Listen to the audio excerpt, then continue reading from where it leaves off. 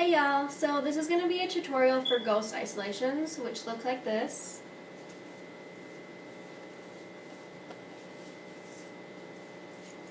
And like this. And occasionally like this.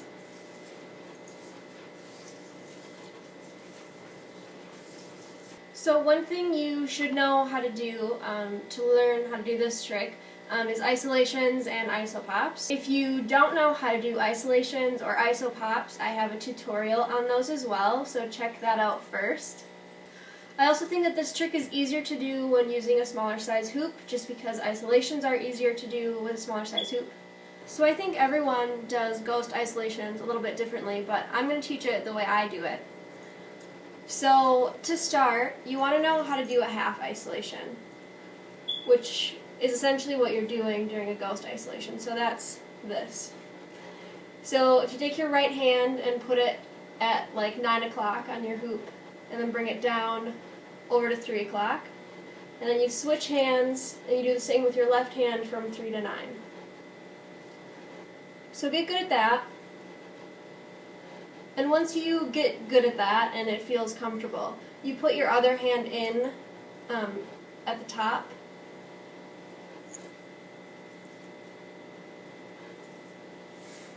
And that top hand isn't really grabbing the hoop at all, it's just kind of outlining it.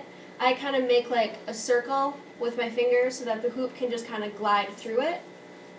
And then you have to move your hands, your top hands, the shape of the hoop, to give it that ghost ISO look. So it looks like you're doing a continuous isolation, but you're actually doing half ISOs. So one thing that I think I've learned since doing ghost isolations is that in order to make them look smooth, the hoop has to always be moving. So you can see like right here when it stops and you have to switch hands and switch directions, that it doesn't look as nice because it stops and you have to pause and think about it and switch. And to get it really smooth, that transition from going from one hand to the other and one direction to the other has to be really fast. So right now my bottom hand is leading, and right away when I get over here, I want to start leading with the other one.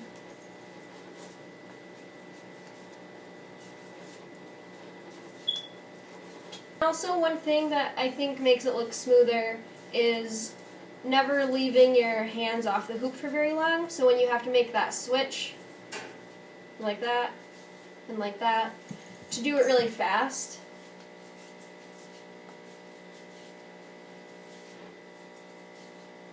In the end, if you put that all together and you get really comfortable with your ghost isolations, it'll look like this.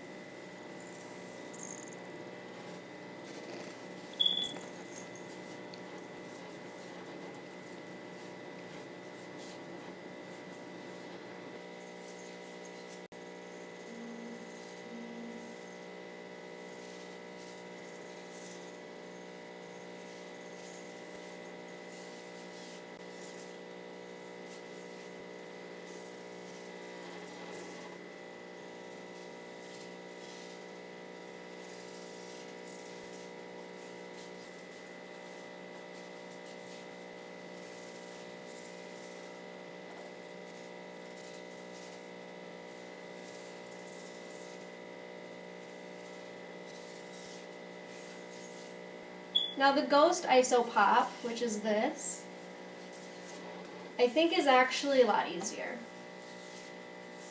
But it's mostly the same thing. So, let's see. So we'll start with your right hand again at 9 o'clock. And you're going to just do a basic ISO pop. And then you're going to grab it with your left hand and do the same thing on the other side, but in the opposite direction.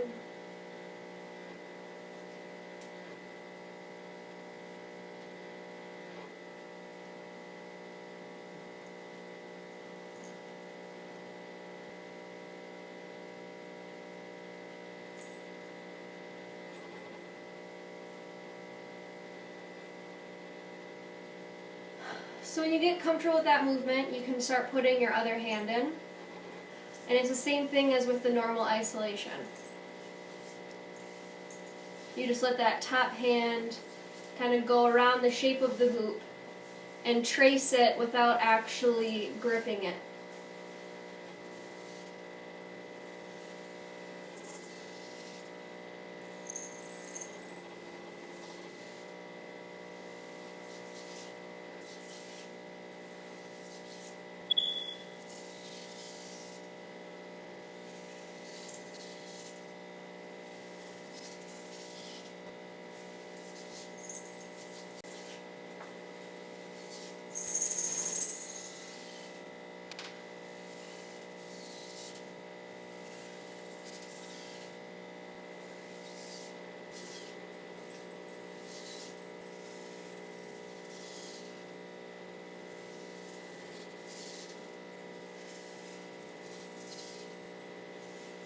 And lastly, this move.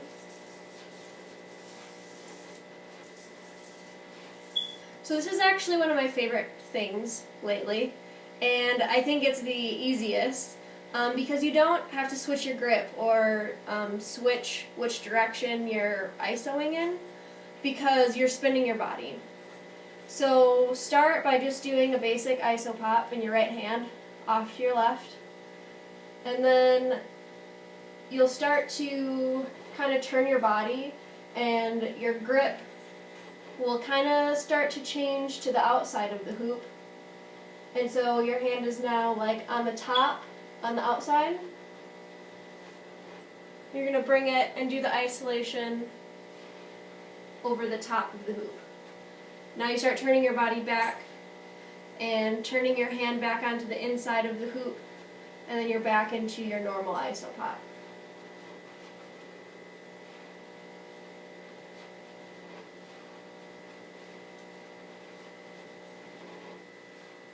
And so once you get good at that, you can start to bring the other hand in again. And it's the same exact thing as before with the other ghost iso pop, except now you're spinning your body and you're not changing the direction of your iso and you're not switching your hands. Your left hand will be ghosting the entire time and your right hand will be isoing the entire time.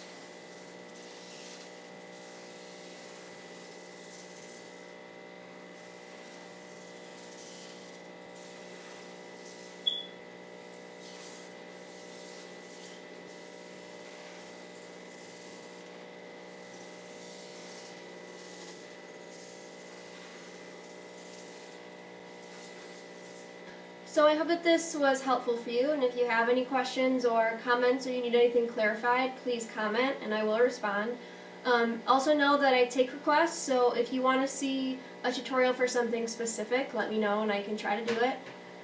Also, follow me on Instagram and check out my Etsy page and subscribe if you feel like it, and links to those things are in my bio, so check them out. And thank you for watching.